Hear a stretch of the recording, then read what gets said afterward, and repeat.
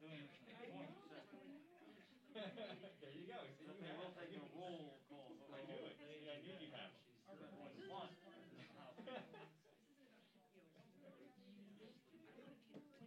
I'm gonna steal George Sessions. Yeah, I know, and I go back.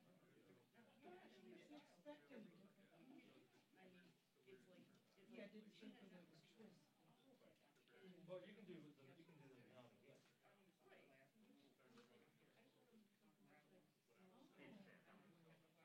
Hey, I'm in the Pelosi part.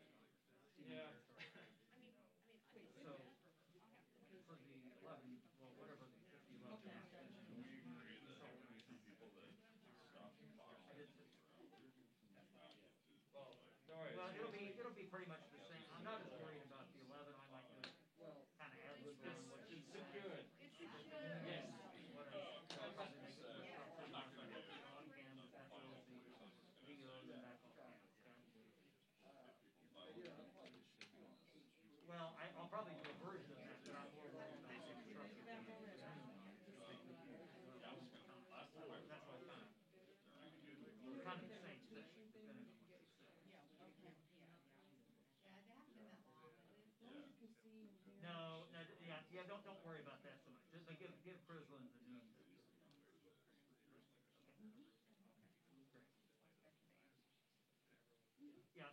Yeah, or you hear something. Okay, good. Thank you.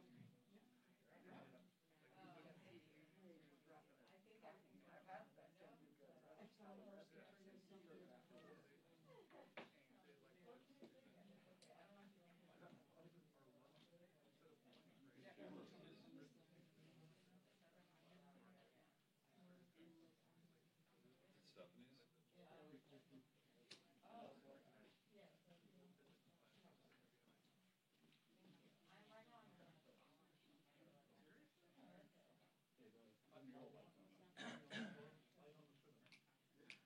How are you, Ron? Yeah, all the It's a wonderful northern life. European countries have a version of that, don't they?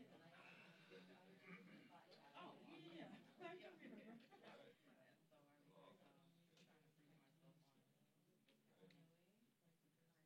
Don't start changing the color temperature now.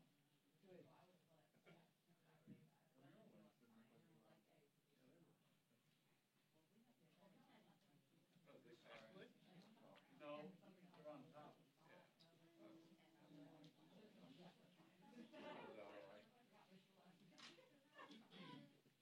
I was messing with them, don't worry about it. Yeah, thank you. I was physically messing with them. Yeah. Oh. Hey, my imagination. Sorry to mention. Yeah. Both. All right. Both of them. Yeah. Here's the thing. I don't care, it's fine. Doesn't bother me. Say, hey, like this, so mention that. Say, hey, like, I know this is my colleague that's doing this shit for a couple of years. Drew. Because they're the ones that have to pay. Yeah, and that's what I said the last time. Like, you can come with a plan for a review. Like, yeah. What he said. Oh, yeah. Who last? We are rotating constantly, so you probably have to remind us. They're usually pretty good. Right. After talking to Caitlin, because Drew talked to her first. What is the white balance? It's been happening recently, so we changed it to 100%. And that they got to make an upgrade. Right. Okay. I'll take Like I said, when it's over, I'll call. I'll call Tony Capital. We're gonna try to get a solution. It's like mixed light. Like 38.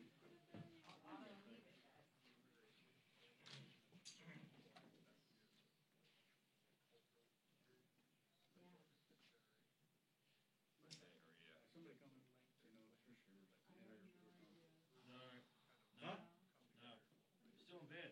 They don't really show. Still in bed, bro. It's And it's Friday. yeah, breakfast. Was there anybody over there?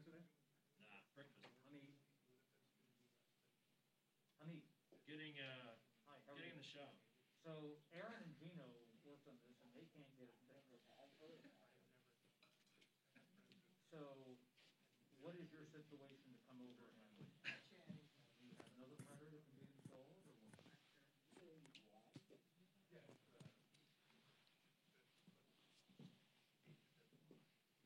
Yeah, there was a problem with the print spooler or some darn thing. But what is your availability? Are we gonna get a minute to say? When we see the details. When we see the Well, okay. how long does it take you to set up? I don't know when I end up picking cameras up. Oh, yeah. Yeah, how long does it take you to do it? Two people come in, that's, we got indication. If whenever they put the talking points down, Well, that too. that'll work. Okay, why don't you check on that first, because I have, there's a couple of variables here Terrible today. for the next 10 If years. you have it, The Rangers? Yeah. Yeah, because they and don't- if my they day need to is get rid of lighter, the then maybe I'll have you come this afternoon. Daniels does If need to it's get not, rid of it. I might have you come in the evening or Monday or something, we'll figure something out. Going anywhere. But I'll know more here in about, I'm hoping okay? that, But why don't you let me know if you down have there it for a first? game, I'd like to see the new Yeah. players. You saw the National Plaza Thank you. Rodeos this week? I did see that, but like with no fans, right? No, there are. Oh, are there? Yeah. I know Jerry's been putting in like 30K for the Cowboys, Oh, interesting. which is only like 28% of capacity. Interesting. Yeah. Because that stadium fits like 110, 120. So they've been putting in like, I think the rates like 30,000. I mean, when I watched it, it was weird 'cause it looked empty, but there was like 30,000 people in there.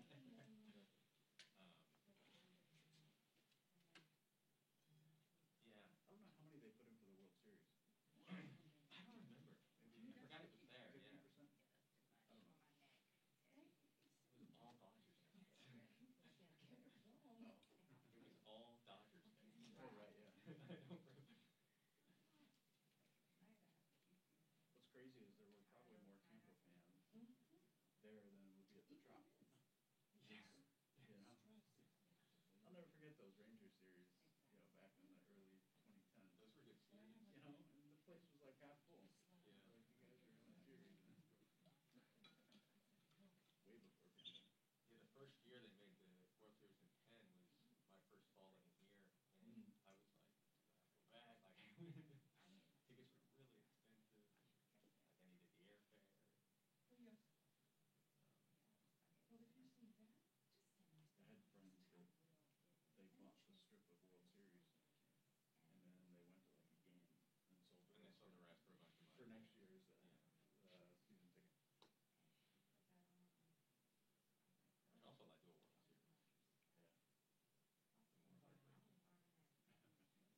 heck, no. Like 86. Yeah. One catch away. I'm saying they didn't have One anything. pitch away. One catch away. That's true, yeah. Come on. Well, but they also had him before that at 2 strikes. Yeah.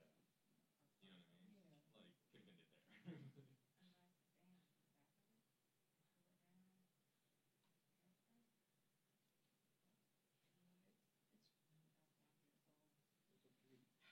Are you it? Are you the new late slider or? It's what?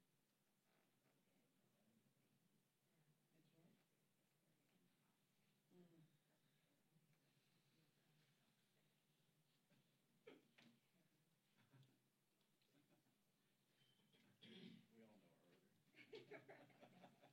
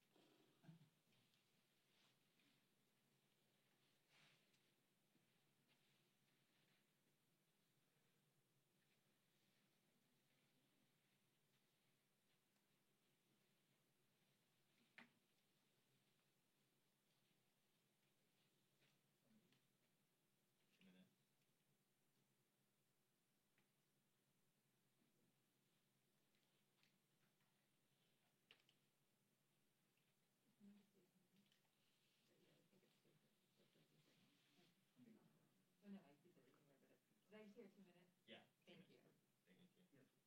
Okay, let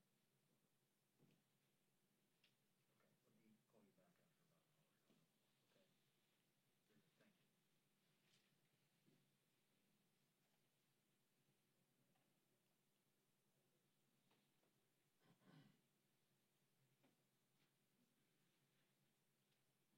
Okay?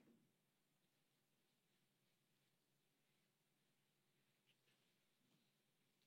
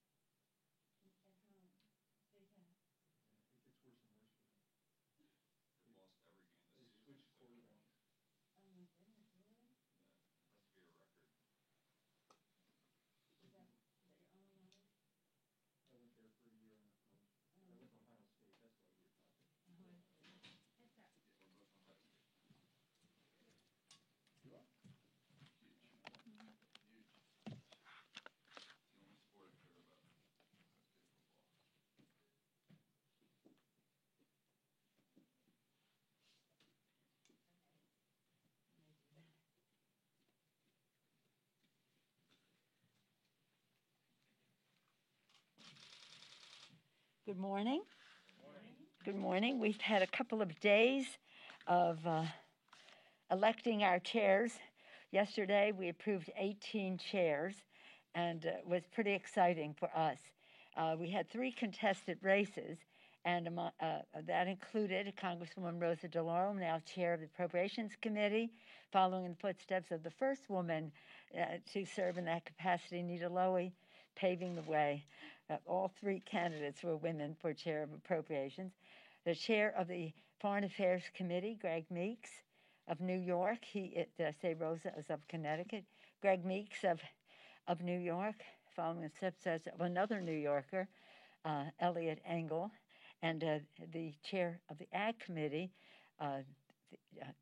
David Scott from Georgia, the first African American ever chosen to be the chair of the Agriculture Committee. Pretty exciting, following the footsteps, the great leadership of Colin Peterson. Greg Meeks, also African American, so it was pretty historic, a woman and 2 African Americans in the contested races. But throughout our leadership, half the leadership are either women or people of color in the chairs of the committee. There are more chairs to be announced, but these were the ones that related to rules and budget related to the Steering and Policy Committee. So those were 2 of the speaker's announcements that I made. There are others that will follow. But as I said to the members then, the gavels. We held the House.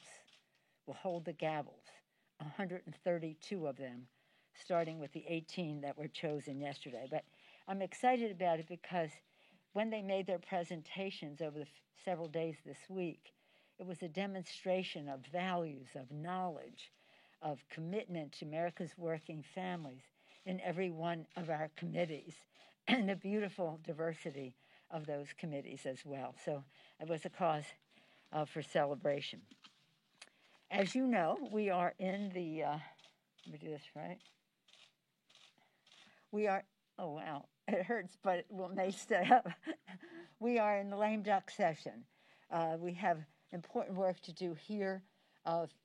We've spent a good deal, first part of lame duck, on the National Defense Authorization legislation. I want to salute our chairman, Adam Smith, and Mr. Thornberry, the ranking member, for the great bipartisan legislation they put together. This is the national security, the oath we take to protect and defend our Constitution, our country.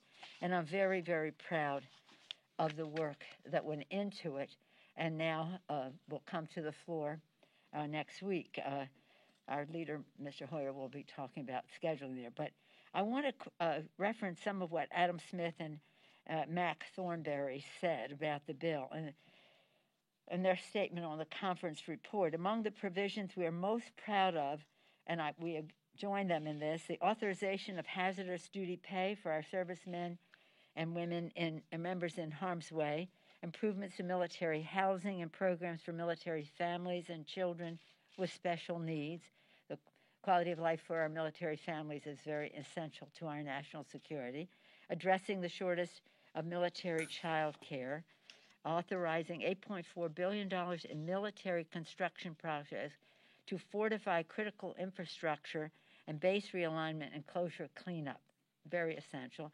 Important new tools to deter China and Russia, reforms to make the Pentagon more efficient, innovative, and cost-effective, significant bipartisan provisions on artificial intelligence and cybersecurity, and provisions that strengthen our alliance with Israel. I especially want to acknowledge how pleased we are with the leadership also of Congressman Anthony Brown, a member of the committee, a veteran of our services,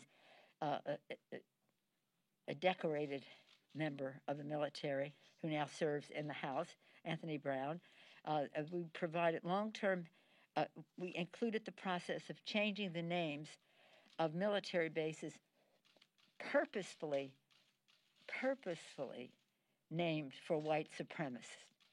How could that have been? They just decided to name the bases for white supremacists. I'm so happy personally because I have 4 brothers who served in the Army, and they served on many of those bases around the country, and we would always just say, Why is that now it isn't? But it also provides long overdue benefits to veteran area veterans who were impacted by Agent Orange. This was really important to many of us. This issue was long overdue when we passed it. Now it needed to be improved, and they do so in the bill. And again, get back to the basis, it reflects our highest ideals as Americans. We urge the president to sign the NDA, which has been passed on a bipartisan basis for 59 years. This will be 60.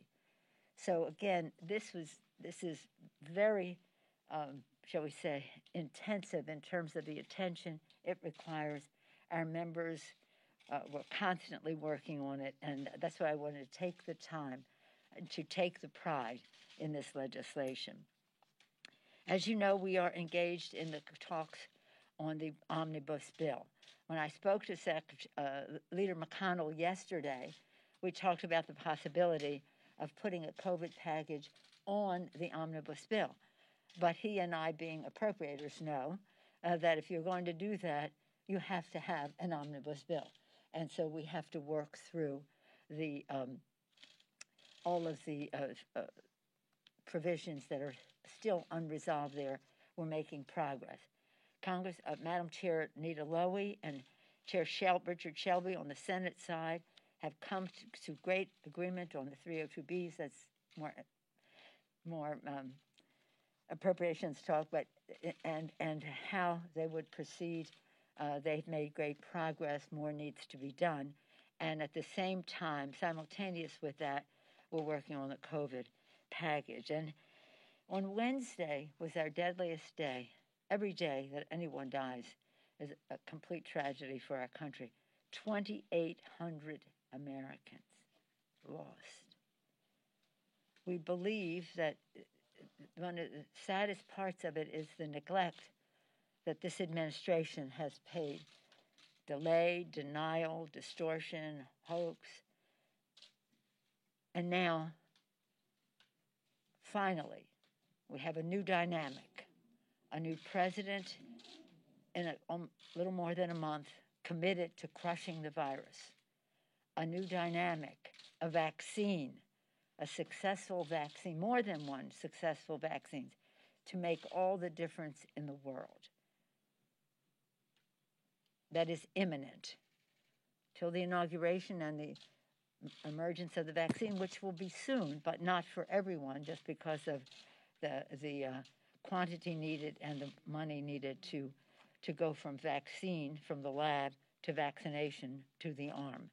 And that is going to require more than we're talking about now, but what Joe Biden has been talking about. We believe, Leader Schumer and I believe that the bipartisan framework unveiled by the senators in a bipartisan way, with the support of House members, Josh Gottheimer in the House from our side, on both sides of the aisle, could be a basis for real bicameral negotiations. It's not text yet, it's a framework, so as they work on the text, we hope it'll take us very close to something we can put into the omnibus, which is at the same time being worked. President-elect Biden has said that this package would be at best, just a start. And that's how we see it as well. It's less money, but over a shorter period of time, and we need to do it to save lives and livelihood, with the hope that much more help is on the way. This vaccine has had such high, 95% was the Pfizer vaccine and the Moderna vaccine give us great hope. But again, we have to have the resources to exercise our options that we have to buy the vaccine. I would hope that the president would immediately exercise call upon the Defense Production Act to produce the vaccine. That's what it is going to require to have the amounts that we need. And then to have the logistics, the money there for the states and that further highlights the need for funding for state and local government, because we can pay for the vaccine, we can pay for its delivery, but its administration of it by healthcare professionals and others still needs to be funded as well. So that's good news from that help is on the way from Joe Biden, who sees the need. We had some not so good news on the job front that further necessitates our taking action to crush the virus, to open up the economy, to open up our schools. But in order to do so, we must do so safely, science-based in our approach on all of it. You probably did see the jobs report this morning, which is indicative of further indicative of the need for us to have crush the virus so the economy can get going. So all of that is to come to this place to say there is momentum. There is momentum with the action that the senators and House members in a bipartisan way have taken with them. It could provide meaningful relief for millions who are suffering economically, personally, health-wise. And so I'm pleased that the tone of our conversations is one that is indicative of the decision to get the job done. With that, I'll take any questions you may have. Madam Speaker, Madam Speaker.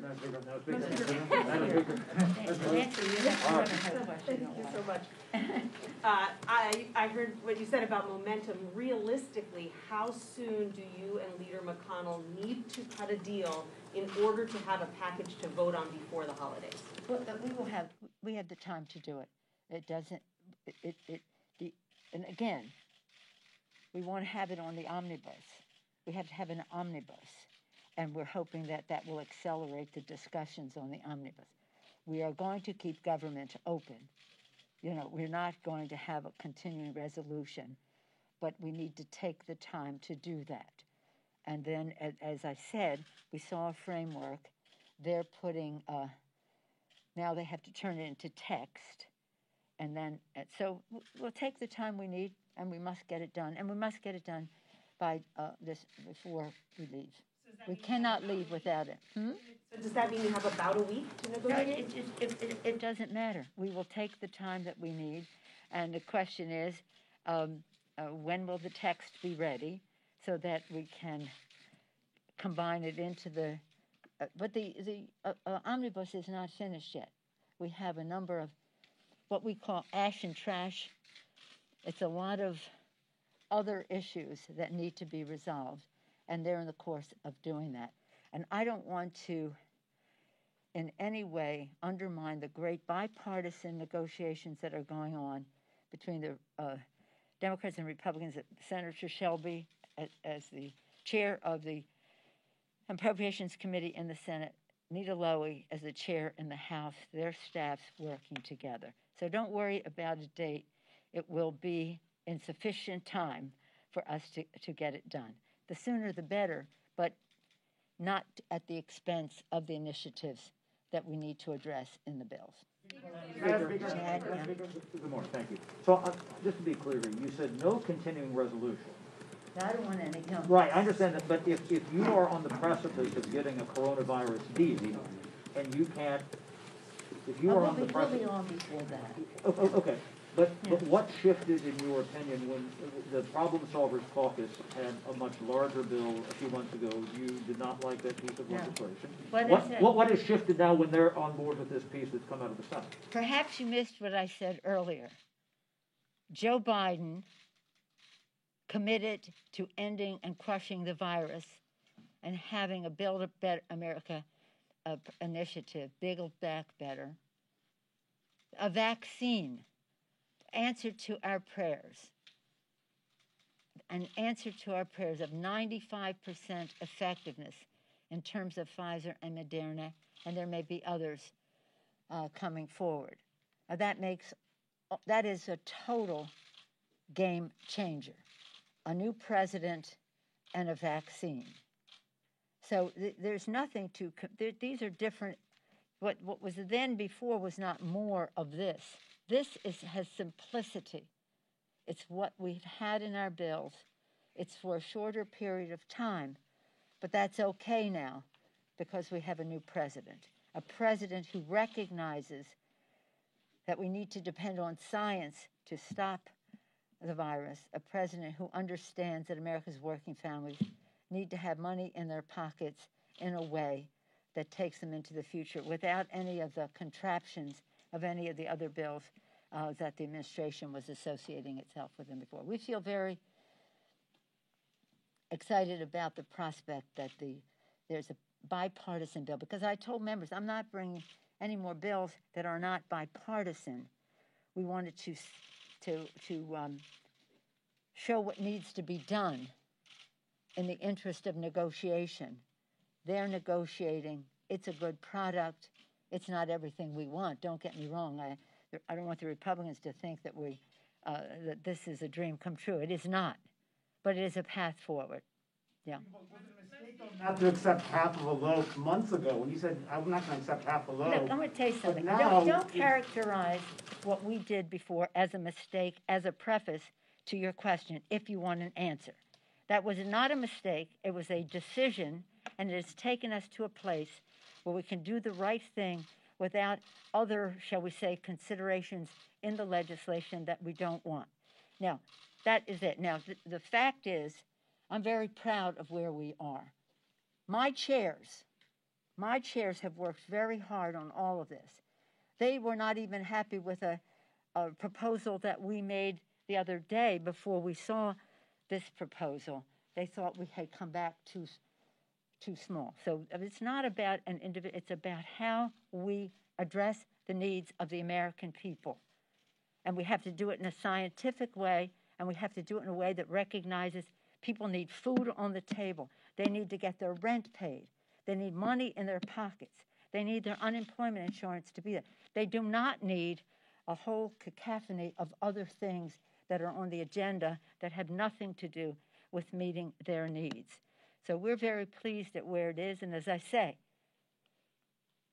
with a Democratic president committed to a scientific solution for this, with the idea that we will have a vaccine, it's a complete game changer from them. Yes, the petition that... No, I was recognizing you. Oh, thank you. Joe Biden said that on his first day in office, he will use Title IX to give transgender students access to sports, bathrooms, and locker rooms in accordance with their gender identity in all federally funded schools. Does he have the power to unilaterally do this, and do you agree with this? Yes, and I think he does. Yes, ma'am.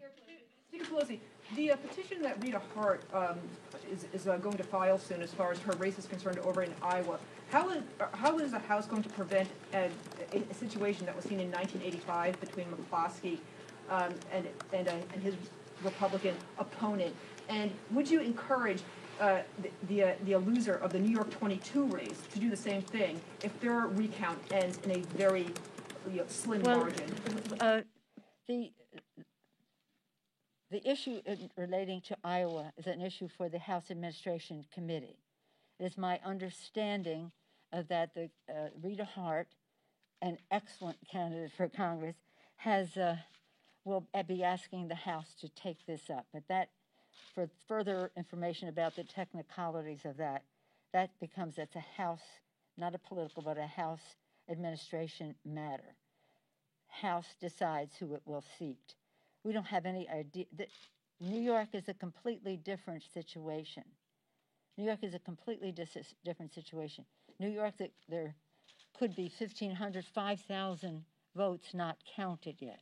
So that is going into the courts. I think Monday is the day in the court. And that is what is, we'll see what happens in the court, and that may end up in the Congress. I don't know. But the court will decide which votes will be counted. But that's like down to 12 votes. It's interesting. People should know, everyone should know his or her vote counts. 6 votes are what the spread is at the moment in Iowa. 12 votes. Now, this is on the basis of hundreds of thousands of votes cast, So it is one of those matters that time will tell. We'll see what the court says. We'll see what the House administration options are and what they decide to do as they go forward. And Now, then, sir? I just want to get a clarification as it relates to your conversations with Leader McConnell. Yes. So is this now a situation where we're expecting an omnibus and any sort of coronavirus relief to be meshed into one piece of legislation? That would be It'll our one hope. vote? That would be our hope, because that is the vehicle leaving the station.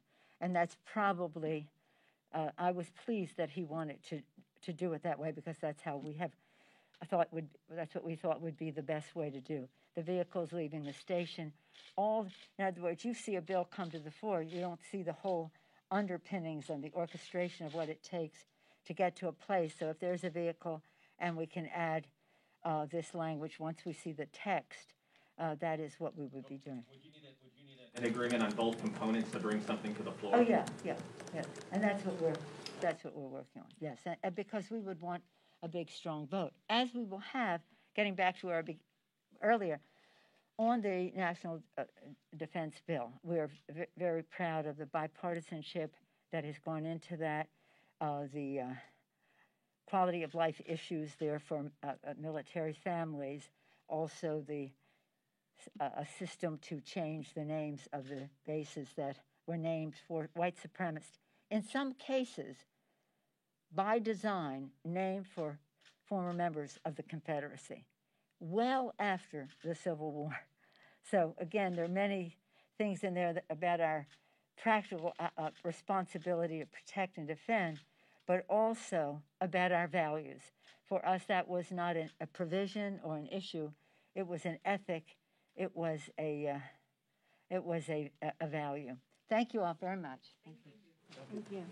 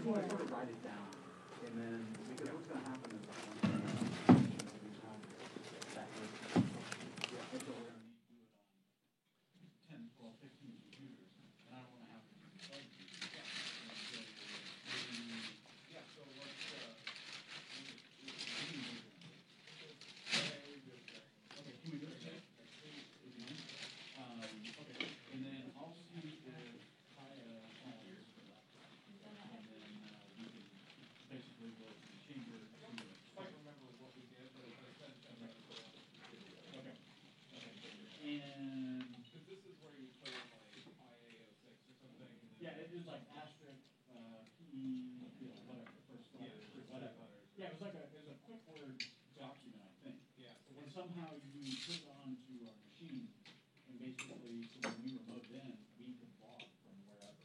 Yeah, so the way that works is there's a quick word, right? Yep. The feature is in Word. And then all of this gets saved into the normal doc template. Okay. Which is the template that. I have no idea what you're talking about. Yeah. So when you create Hey guys, the email's been sent, so you should be released if you haven't seen an email yet. We appreciate it. Cool, you're welcome. When you create a new document in Word, that document is based on a template. Okay. So even if it's a blank document, it's based on a blank template. Correct. And then, so if we